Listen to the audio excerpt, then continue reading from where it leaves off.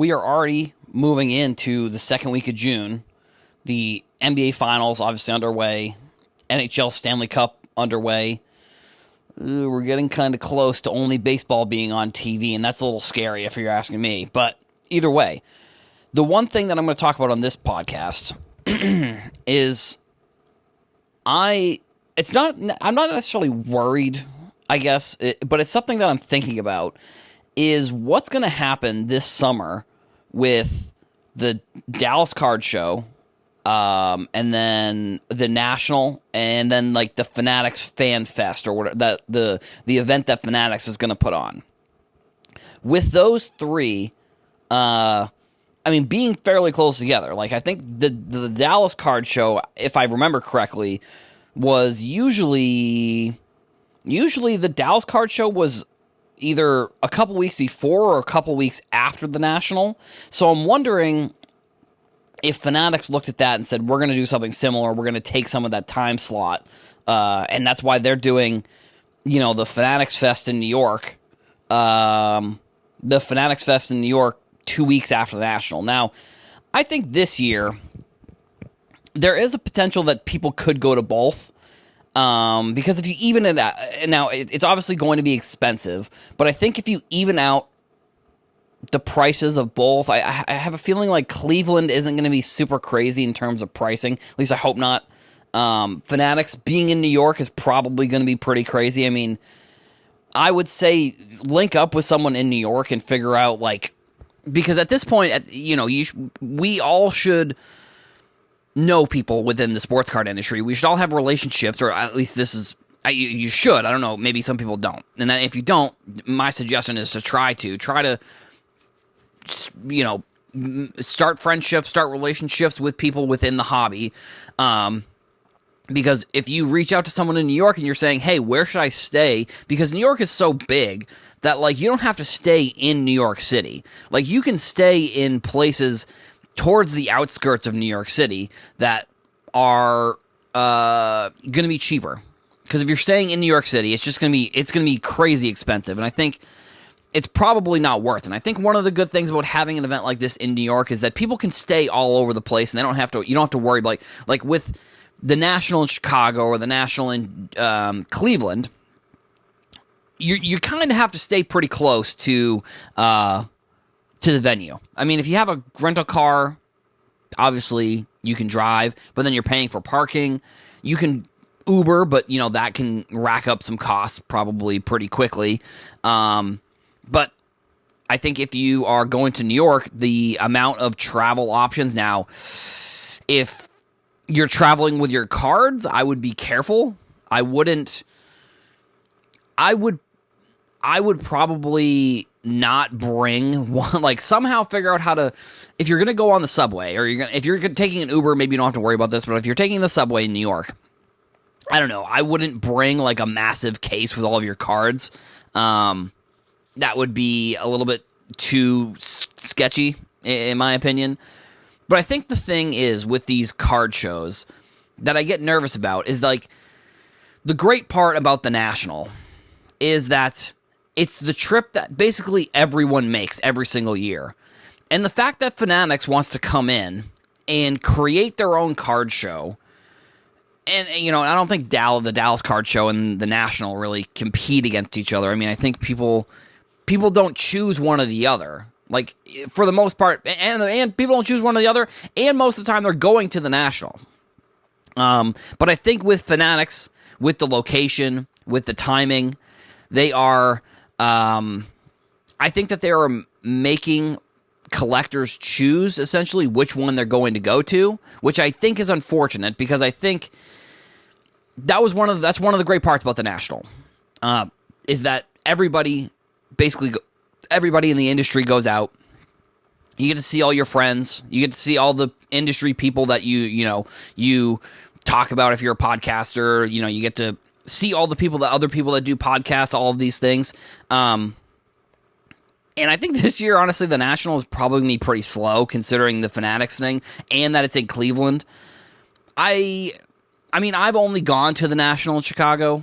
So I don't know what the experience is in Cleveland, but if we look back, like I think the last Cleveland one was, I don't even know. I'm not even sure, like, looking back. So Chicago last year, Atlantic City the year before that in 2021. No. Yeah. Atlantic City 2022, Chicago 2021, canceled in 2020, which was Atlantic City, 2019 Chicago. So 2018 would have been the last time that the National has been in Cleveland, which that's like pretty, that's a pretty insane. Like that means we are going to the location where we're going to the location that hasn't been there since like before that we haven't been to since before the boom. And yeah, I think the New York Fanatics has unlimited funds to do the coolest stuff. So I bet you they are going to do some cool stuff at the Fanatics Fan Fest. I unfortunately do think that you are going to see some smaller crowds at the National this year, which I don't know. Maybe that's a good thing. Maybe, I don't know. Maybe not, because it's a card show, so you want the most amount of people to be able to go. And with it being in Cleveland, I don't know. I think Chicago, like I said, that's my location that I've been to a couple times. So maybe Cleveland's underrated. Maybe I don't really know. I didn't go to Atlantic City either.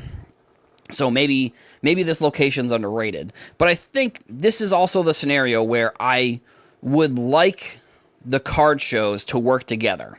And I know that they're different companies, and I know it's not really a thing for these companies to kind of work as a team here, because they're three separate companies. With before, it was just the Dallas Card Show and the National, where now we have Fanatics Fest in this conversation as well.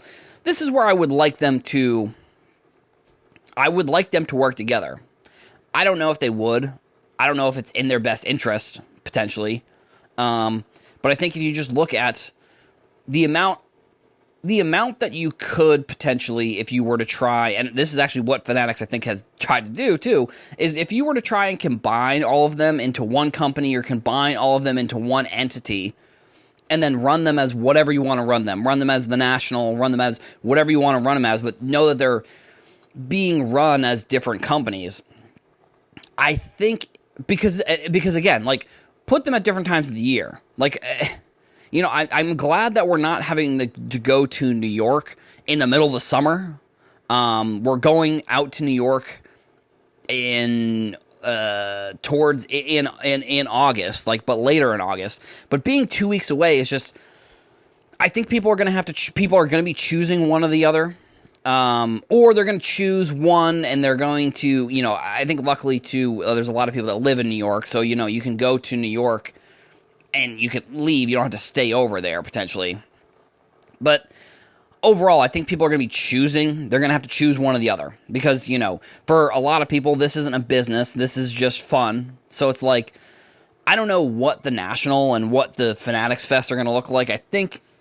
Fanatics Fest, I think, is going to be very interesting, because that's where, having it in New York is definitely going to be where there's going to be more people outside of the industry coming to the event.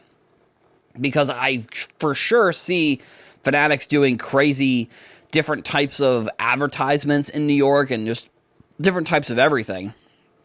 So I wouldn't be surprised if more people end up going to this Fanatic Fest and then do the National. Just because the National is kind of like, if you know, you know. Like, if you're in the industry, you know about the National. If you're not in the industry, convincing someone to try to go to Cleveland is probably pretty tough. But if you were in New York, convincing someone to go to this show at the Javits Center probably is easier.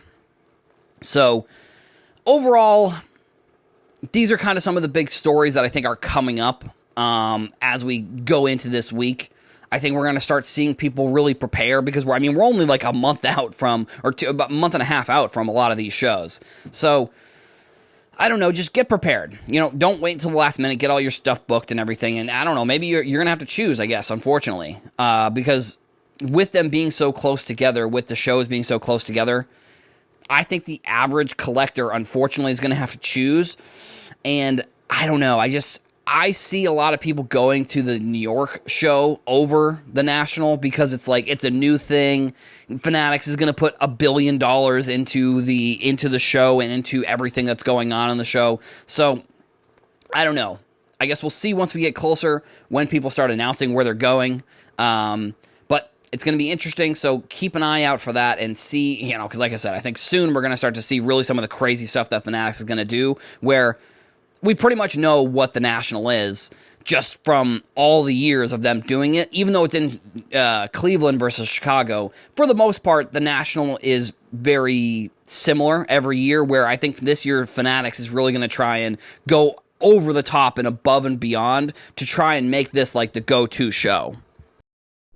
We've seen with different products, not with the flagship product, I think, we've seen products that have included other athletes of other sports. Other sports athletes, I was going to say. I don't think that's correct. But other athletes from different sports in baseball products, like Allen Ginter. I mean, that's kind of the one that, for the most part, comes to mind when it comes to this type of product. It's very similar to Goodwin Champions for Upper Deck, which Goodwin Champions, I think, is just a combination of everything. I don't think it's a specific sport, the way that Allen and Ginter, for the most part, is baseball. But we have seen, like, Joe Burrow. We've seen other... I think there was Trevor Lawrence one year. And throughout the years, we've seen other athletes in that Allen and Ginter product. But at least to my knowledge, this is one of the first times that we've seen Topps do that with the flagship product. One of the big marketing pieces that they've been dropping over the past couple, probably the past week, with the release of Series 2, is that there's multiple non-baseball players that have autographs as well. And this is kind of the other interesting thing. I wonder, I guess they have to use these autographs. I mean, and sorry to bury the lead here. It's Wembanyama and there were Daddy Yankee had one, but then there was a card that they saw that they dropped that was a dual autograph with Wembanyama and CJ Stroud. I think the interesting thing about this as well is we're past the point, I guess, when Topps is putting the rookie card logo on those players, because on that dual autograph, there was no rookie logo, which I think is a little bit surprising if you ask me. Like, it feels like they could still include that rookie logo on these cards, because the season's still going on. So technically, they are still rookies. Like, I guess the draft has happened, so they couldn't really do it with Stroud necessarily. But like the league, and this is one of the interesting things with football and how Topps is going to just decide to go with whatever they're going to decide to go with. Which I don't think we're going to see that many. I don't think we're going to see that many instances of this, like CJ Stroud in other products, maybe. But I think until they get that full licensing, it's going to be interesting to see how they decide when the new year starts. Because, for Panini, there's the score. I forget which one it is, but that's coming out for football for this year. So it's going to have all of the rookies from this last draft that just happened like a month ago.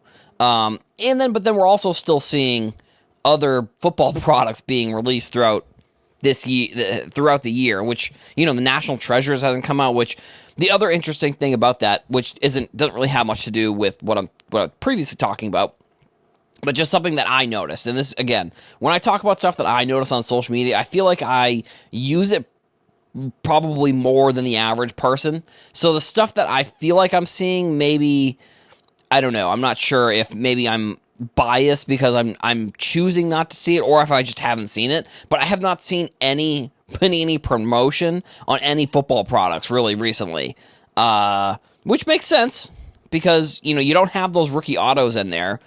But at the same time, I guess this is almost one of the pieces where it's like, is Panini just sort of giving up on promoting football. Like, there was an ad that I kept getting, and I didn't realize it was. This is one of the things I don't like about Twitter is like their ads are like, if you're not paying close attention, you wouldn't be able to tell it's an ad. And so Panini was running this ad for a Donruss soccer product, which, like, it's interesting that they're prioritizing Donruss soccer with an ad. And I understand that the ads are targeted, so maybe for whatever reason they've done other ads and I just haven't seen them potentially. But I feel like I would see other Panini sports card ads. I don't know. But I saw this ad like a bunch of times. I'm like, why does Panini keep tweeting this? And then I realized it was an ad. And it was just interesting that that's where they were promoting. They were promoting Donruss soccer versus any of the football products, which I understand probably tough because you have none of the big rookies for football, none of the big rookie quarterbacks, and then you have a potential issue with Anthony Richardson, which,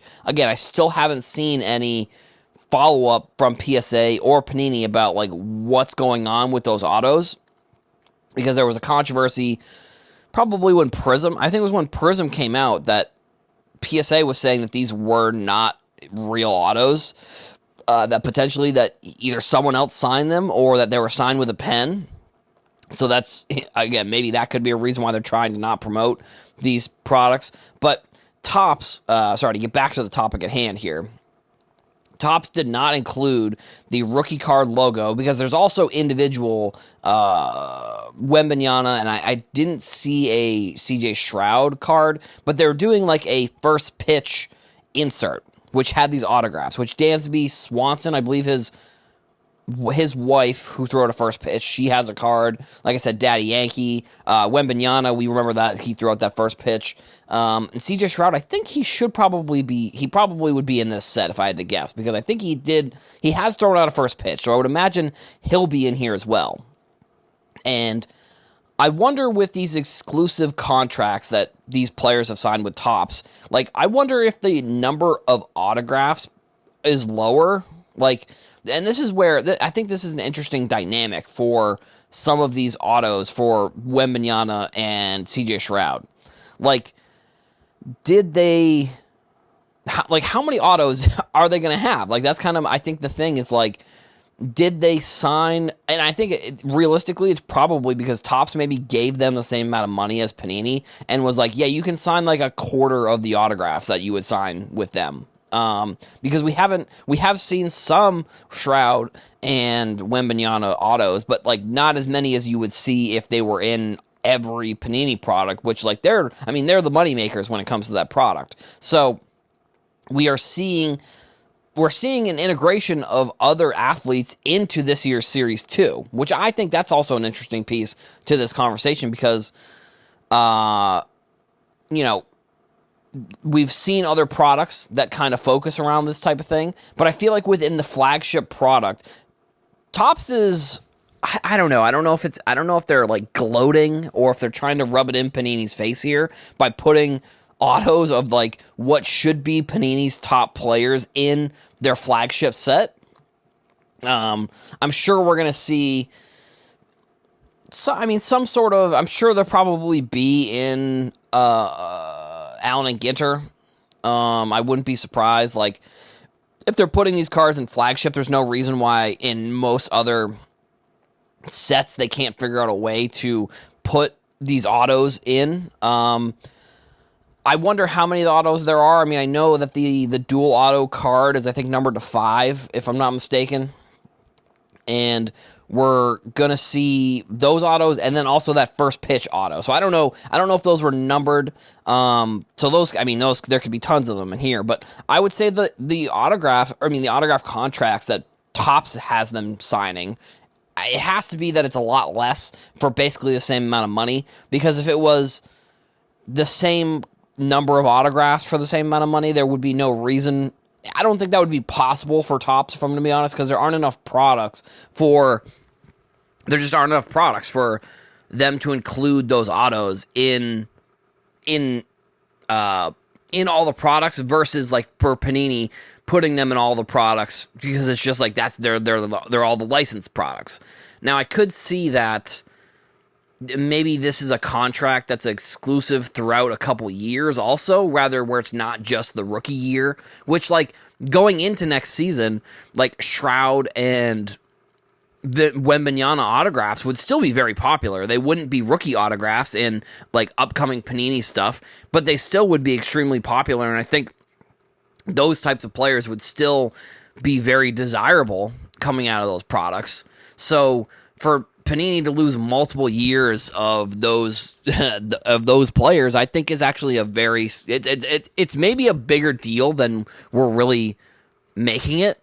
Like, I know that I've talked about it on this podcast a couple times, but it really, I don't know, it really must have been like a kick in the gut. I don't know if that's, or punch in the gut, maybe? I don't know if that's the saying. But it really must have been, when Panini saw that those players were signing exclusive, they were like, okay, that's it. We can probably just wrap this up. Like, this is, the era that we have, unfortunately, within sports cards is maybe coming to an end, or at least the era of us being in the top 2 conversation, no doubt, is maybe coming to an end because they're losing their top prospects to Fanatics, which kind of, I don't know, maybe goes back to the conversation we had on yesterday's podcast about the sports card shows and how Fanatics is just going to be able to throw a bunch of money at these shows and really make them must-go-to events.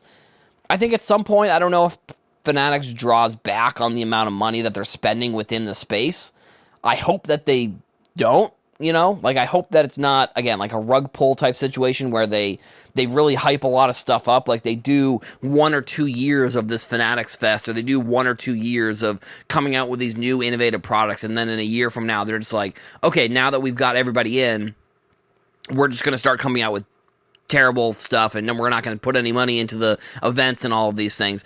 Could it happen? Maybe. I like I said, I hope it doesn't, but it's just something that to keep in mind, that sometimes when companies come into any industry and they're new and they want to make a splash, they spend a lot of money, they do a lot of things right away, and then they kind of change up their strategy after a year or two. And like I said, I don't know if this is like something that happened with Wembanyama and Shroud autographs, where they're just going to include them in all these random products for baseball until they get the licenses, because that's all that they can do. And maybe this is like on the back end of the contract, maybe there's more autos that they have to sign for when they get these licenses for basketball and football. There's a lot of behind-the-scenes stuff that us, the public, we just don't know, and it's really just all speculation, which I love doing. I love speculating, if I'm going to be honest. Like, this is, I think it's fun to come up with new ideas and concepts and stuff like that. So, if they can keep coming out with stuff like this, I think that's fine with me. I think it's cool for speculation. But, like I said, the big news is that Wembanyama, CJ Stroud autographs are going to be in this year's Series 2 baseball. It's pretty wild sometimes how quickly the sports card news cycle can just keep coming at you. Now, I would say that the news today is big. So basically the news is that PWCC, the brand PWCC, is going to be retired, and they're going to be switching to Fanatics Collectibles, which, when I started reading articles, they said that Fanatics bought PWCC back in May of 2023, which I guess was at pretty much the start of the podcast. So, I mean, I think maybe that could be one of the reasons why I didn't remember, because in the articles I was reading, they were like, yeah, when Fanatics bought PWCC, I was like, when the heck did that happen? Like, over a year ago at this point. And I don't know if there was like a year-long thing that they had to wait, because I don't know why necessarily they're doing it now, because they're also partnering with Sotheby's, the like art auction house, and they're auctioning off, like, they're doing a live auction for a Jackie Robinson Leaf PSA 8, I believe it is, which I guess I've been seeing some people say it's the same Jackie Robinson that Raleigh had. I don't, I looked into it a little bit. I couldn't really figure out one way or the other what was correct and what wasn't correct. That's just what I saw people talking about, and I only really saw 1 or 2 people talking about it. So again, it could just be a thing where I saw it, so I thought it, and I looked into it, couldn't really find any more information. Maybe down the road I'll see more information about it and I'll cover it on the show. But for now, Sotheby's is going to be doing the live auction with that Jackie Robinson, and PWCC is going to be now Fanatics Collectibles, which it is, I don't know. I think it's going to be interesting when we get 10, 15 years from now to watch really what will either be the rise in Fanatics or the decisions that in hindsight will be like, what were they thinking? Now, I mean, it's getting rid of PWCC, I think, is a very interesting, I don't know, it's interesting. I mean, PWCC hasn't necessarily had the best past when it comes to, on eBay. Basically, you could almost you could 9 times out of 10, or I don't know, 50% of the time, I don't know the exact number, but they were known for having auctions on eBay that were like shill bid. Same with, I don't know, same with Probstein, but when PWCC announced they're launching their own auction house, this was probably back in 2021, 2022, because if they were bought in 2023, it had to have been 2021, probably. Immediately eBay is like, yep, we're kicking them off because there was shill bidding, and it's like, again, I mean, I think I came out with podcast at the time. It wasn't this podcast. It was, I think, the Heroes for Sale podcast that I was doing at the time. And I just basically was like, eBay doesn't really care. Like, they don't care about shill bidding. If they did, they would look into Probstein and see that, I don't know, a decent amount of their auctions are also have some suspicious activity going on, if I'm going to be honest.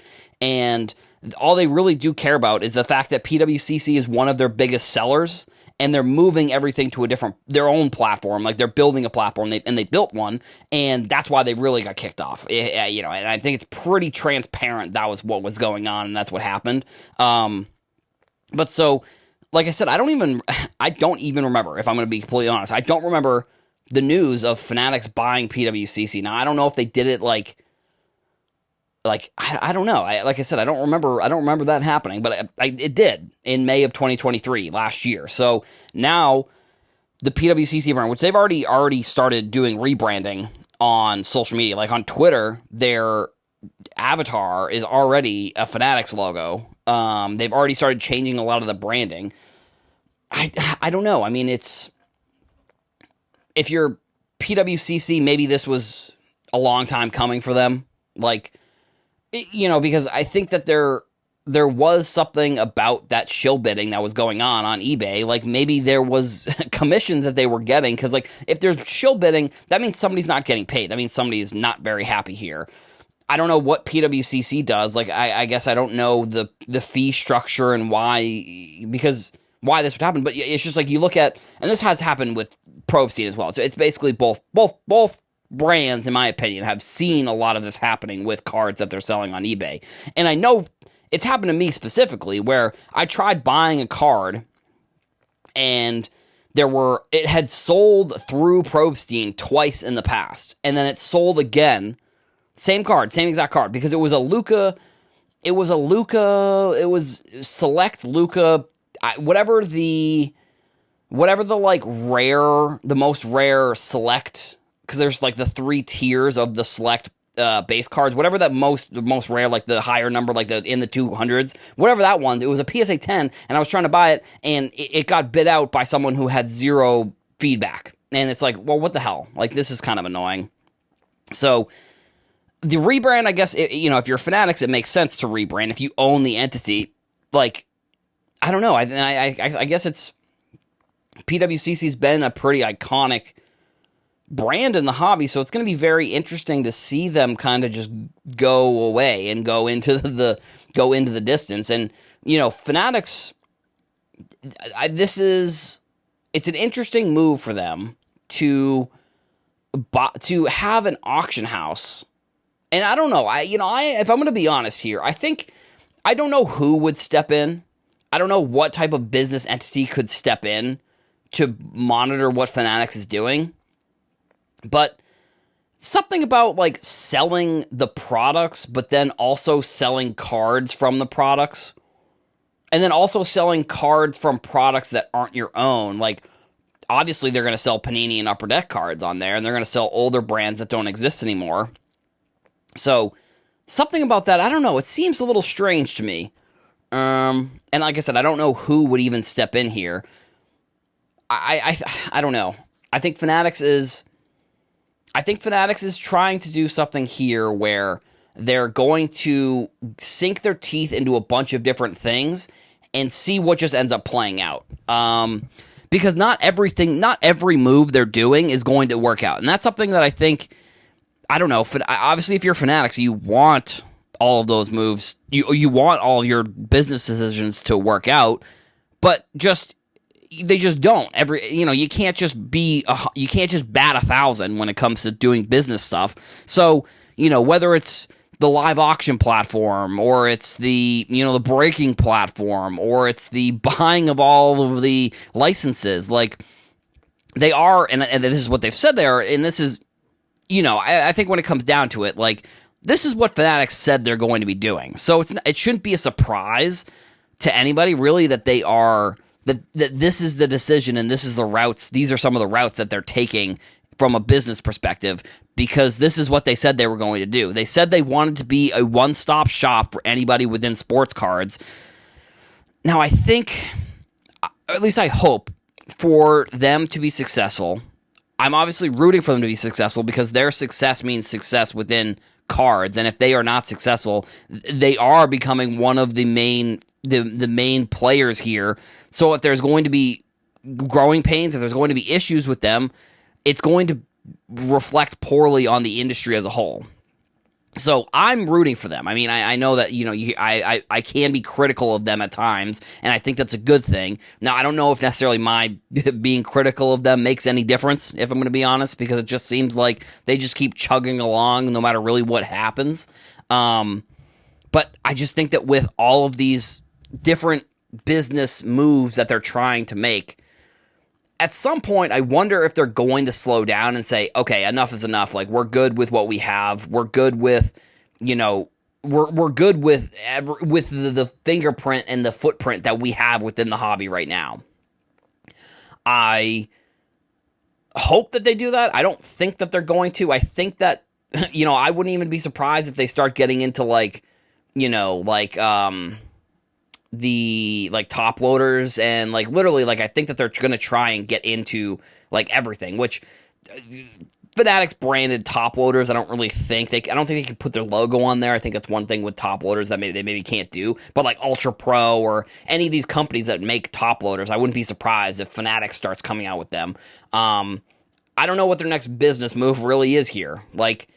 Is it going to be, like I said, I don't know when they stop. That's kind of the other thing here. I don't know when they decide that what they have is enough. And then on that second point there, I don't know when they say enough is enough, but I don't even know what the next move would be. The next move is to buy an actual sports league and be that's I feel like what the next move could be for Fanatics in the sports card industry, or buying, the distributors, buying a distributor, I guess. Like I said, I don't know where they go next. But the purchasing of PWCC and now the rebranding of PWCC, I think is a big deal, and we're going to get more information as stuff comes out. And then, like I said, keep your eye on that auction that's going to happen with Sotheby's. We have seen Sotheby's and auction houses jump more into sports cards and sports memorabilia. So will we see more of that potentially? I don't really know one way or the other. I think there probably will, just because based on what we've seen. But at the end of the day, Fanatics is going to make the best business decision for them, because when it comes down to it, all of the things that they own, unfortunately, even though for us in sports cards, they're one of the most important things in our lives, for Fanatics, realistically, it is just another number on a spreadsheet. And if at some point the number drops down to a percentage where they don't like, or a percentage that is not profitable, they're unfortunately just going to get rid of it. And what will that do to sports cards? We don't know yet. But like I said, I think Fanatics has been pretty ruthless when it's come to their business decisions they've made throughout sports cards so far. So I think that they're going to keep doing that. So if there's a thing that they bought that doesn't end up working out, they're going to cut ties with it as soon as it stops becoming profitable, and I don't know what that is going to be either. Kind of similar to I don't know what their next move is going to be. So PWCC or Fanatics, I don't know, whatever you want to call it. I'm very torn. I'm sort of torn. I don't know, saying this on the fly here.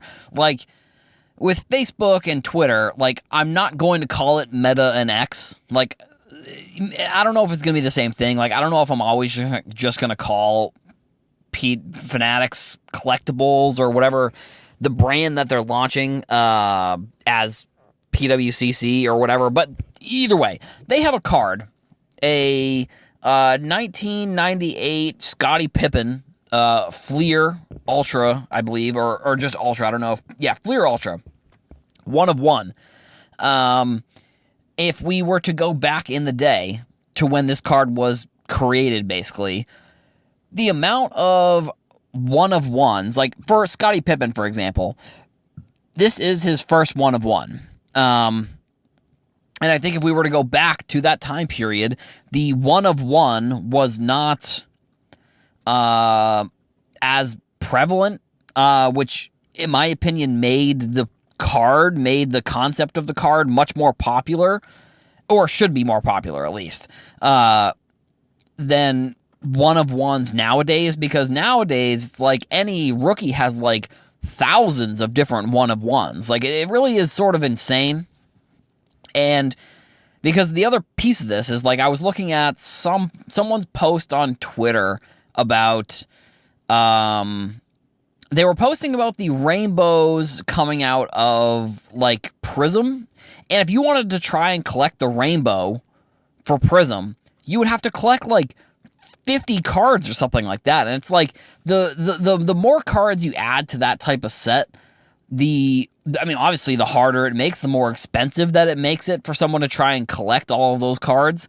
I suppose so. I mean, anytime you want to collect a rainbow, it's going to be expensive. But the more lower numbered cards that you try and add to a set that is going to have all of these parallels, it's just going to be more expensive. And I don't know if it would make cards better if there were less parallels or no parallels, or like, I don't know. I mean, I guess it's like, I look at it from one state and I say, well, yeah, like, you don't really want to, like, you don't want to make it boring. Like, you don't want to make it no parallels. Like, back in the day, there'd just be products that would come out and there would be no parallels, and it's like all base cards or all inserts, and it's like, okay, well, now what?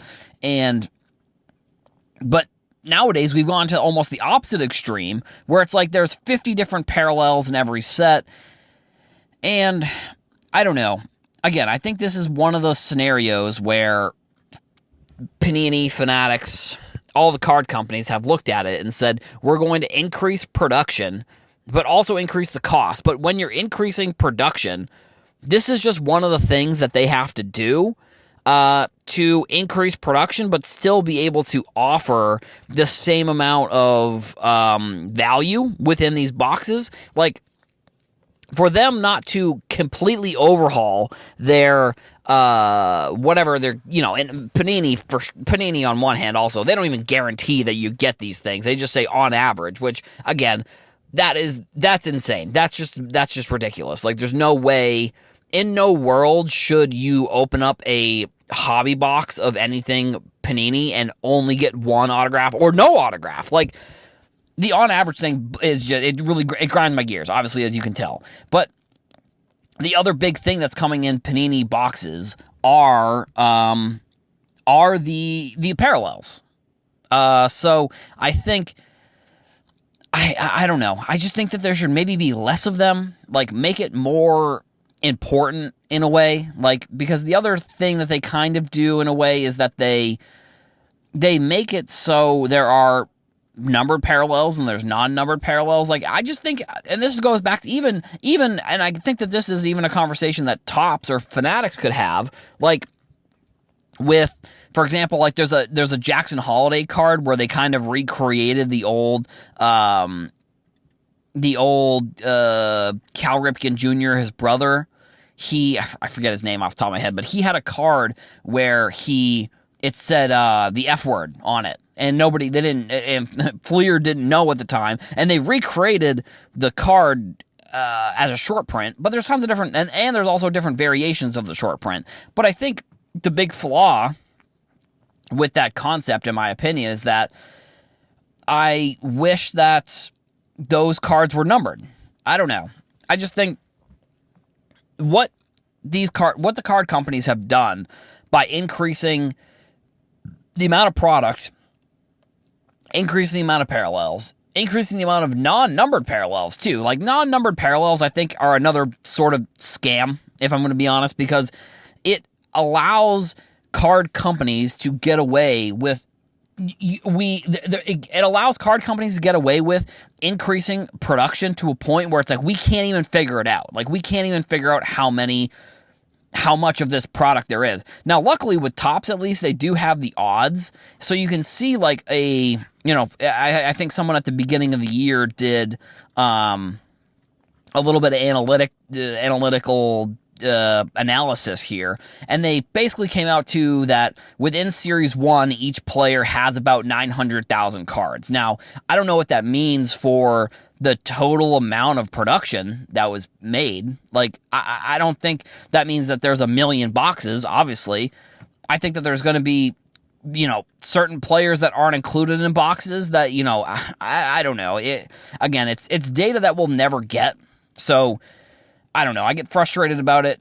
It's nothing that's really, it's nothing that is going to change realistically. Like, nothing will end up being any different, no matter how much I complain or how much anybody complains. As long as the card companies are still making money, they're going to continue to do what they're doing, and they're going to continue to make the decisions that they think are going to make the companies money. Do I hope that they take a little bit of collectors into account? Yeah. Do I think that they're going to do that? No. I would say it's not yes or no. It's definitely in the middle, where I think that I think it's 60. I think it's probably 75-25. They care what collectors want, and they don't, but then they don't. I don't know if that makes sense, but like, I think they do care is more like 25%, maybe 75%. They don't care. I think that's a fair assessment of where card companies take into account what consumers want. And I know that maybe my opinion is not necessarily maybe I'm not the consumer. Like, that's kind of maybe the other thing. It's like, maybe the things that I think are not what is the reality, potentially. And I mean, I'd be willing to admit that. Like, I sometimes I think of crazy things that I kind of think of off the top of my head, or I think of after, contemplating some of these things. And some of the stuff ends up coming to fruition. Some of the stuff is, I have no idea. Some of the stuff will just be it's like I'm screaming into the void at sometimes, where it's like I'll just say something and it'll be a concept or it'll be a thing, but it just never comes to fruition, which is fine with me, because, to be honest, I like that. I like doing that. As you listen to this podcast, you probably like listening to me do that, because I do that on a lot of different episodes. So I think the point is, should card companies decrease the amount of one-on-ones? I think if there are things if there are things within cards that I would want, decreasing the one-of-ones and only making one-of-one parallel would be what I would do, because I just think having multiple one-of-ones sort of defeats the purpose. It's like, it doesn't make much sense to me that they, like, within Prism Basketball, or within any product, or Prism, for example, or, I mean, like I said, any product, I suppose, it's just like, if they have multiple one-of-ones, it's like, what's the point of even calling it a one-of-one? Like, why not make it like, why not change it up and make, the regular black parallel, the black shimmer, and then like some other type of parallel? Why not make them like one of three or something like that? And I know it's because of money, obviously. I know that it's because the card companies are trying to make money. That's how they can come out with that many cards, obviously. But I wish that they would look at it and say, well, this would be good for the industry. Do I think they're going to do that? Probably not. But do I think if they were to reduce the amount of one-of-ones, that were in products and that the amount of one-of-ones that come out of products, yeah, I think that would probably be a net positive thing for the sports card industry. Depending when you're listening to this podcast, the Boston Celtics may or may not be the champions. If you're listening to this on Saturday, again, there's a game on Friday. 3-0, I don't know. The game that looks like the Celtics are dominating, that's not the point of this podcast. I'm just pointing that out. I don't know. Maybe it's to rub it in people's faces about the Celtics. I don't know, whatever. But the point of this podcast, or the topic, is that I saw that DC Comics signed some sort of licensing deal with Upper Deck. And I'm sort of surprised that, I don't know, maybe it's an exclusive license, because I feel like we've definitely had comic book cards. Maybe the DC aspect of it is something that's different. Now, I think, and this is maybe more of a wish than it is something where maybe it's not business viable. I don't know. But I wish that more entities, more IPs did trading card sets, because it'd be cool. I don't know. I mean, sometimes that's just my reasoning, realistically, when it comes to what I think would be good and bad for this industry. And I mean, honestly, it may be, some people like a certain thing, and this definitely happens with music in a way where, and I think this actually probably happened within cards, actually, now too, that I'm saying this out loud, is like, you like a band, you like them for a while. This actually is strangely happening to me on TikTok, and I don't know if this is just because of my behavior, but I'm getting TikTok ads for the 2 pairs of shoes that I wear on a daily basis, which is very odd.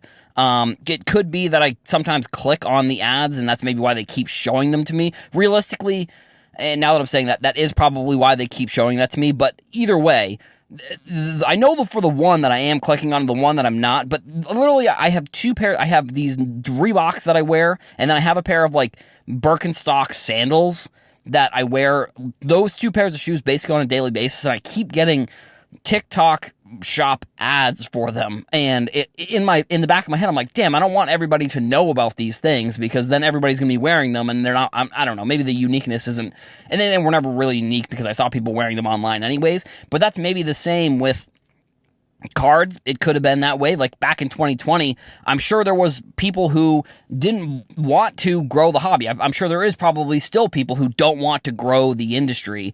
As a media person within this industry, that's my main reason, is that I want to like sustain some sort of career potentially within media within this industry. So yeah, the more eyeballs we can get on the industry, the better. I think, saying that, I do think that there are certain potential eyeballs, like getting the right eyeballs, I think is important. Getting the eyeballs of people who really like cards and who aren't in this for the trend, because I think we did see that a lot.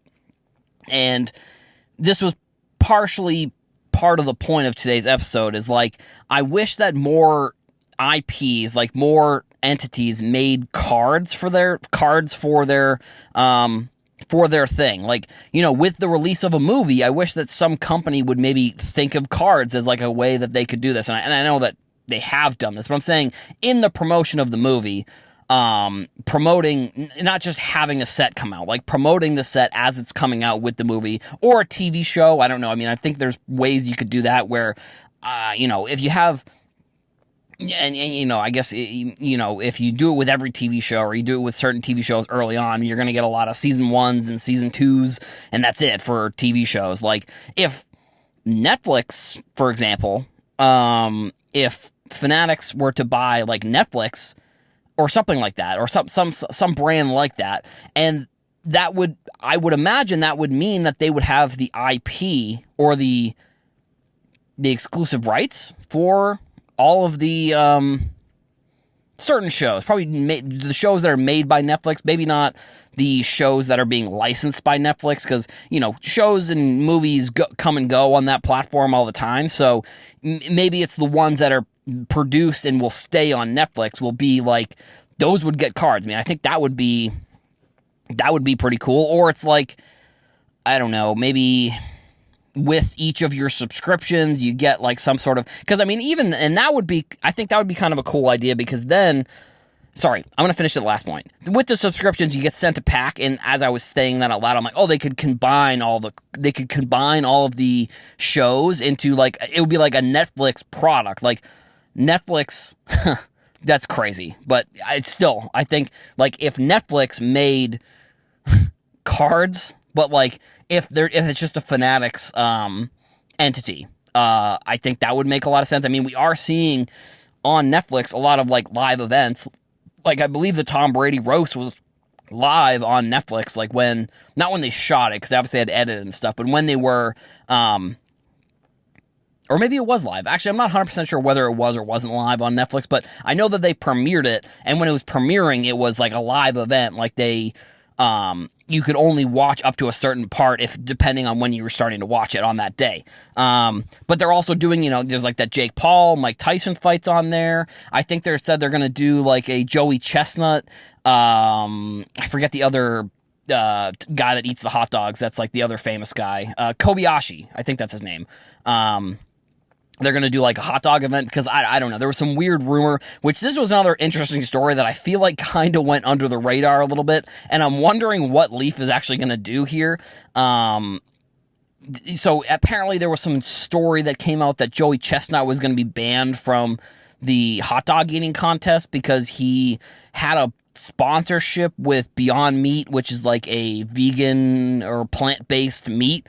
And Leaf, like, it was actually pretty impressive. Leaf, within like a day, was like, oh, we're coming out with banned Joey Chestnut cards, which realistically it's probably because they probably had autographs of him, and they were like, oh, finally we have a reason to use these cards. They probably were going to use them for the hot dog contest, if I had to guess. But then it came out like literally within another 24 hours. How quickly the news cycle moves! It came out that he's not banned and he's still going to be able to participate. I don't know. You know, I don't know what Leaf is going to do here with that. But that's beside the point. I think that like DC, you know, with Upper Deck, and it feels like Upper Deck 2 is very. They're very.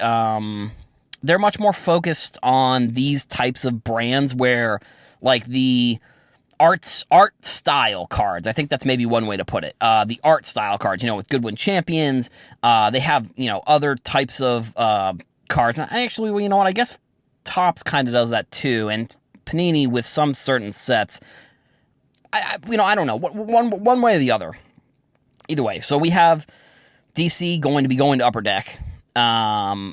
I think that's cool. I think, you know, it's obviously not going to be the first, you know, Batman, Harley Quinn, Superman cards that we've ever seen. It'll be the first maybe modern sets, and I'm wondering, see, this would be interesting to know too, is like, with DC, like, would they do, like, the new Batman, and would Robert Pattinson potentially get some sort of card like this?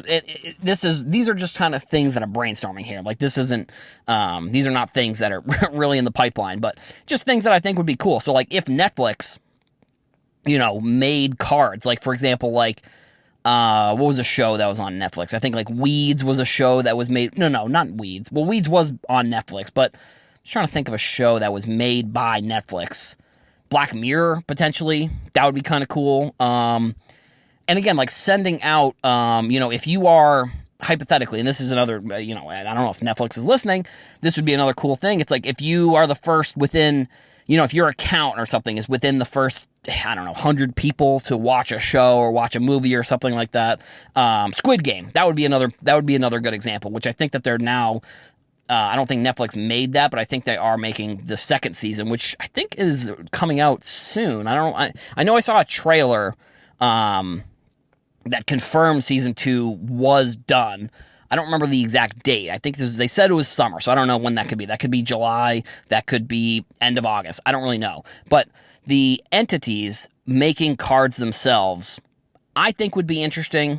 You know, the one caveat that I always have with these kinds of concepts and ideas is that, yeah, it would be cool, but at the same time, if it's not going to make the company money, realistically, they're probably not going to do it. So, like, if they don't think that they could, I don't know, make their money back or whatever their profit margin is that they're planning to make, if they don't think that they can make that money back from making the product, unfortunately, realistically, they probably don't end up making it.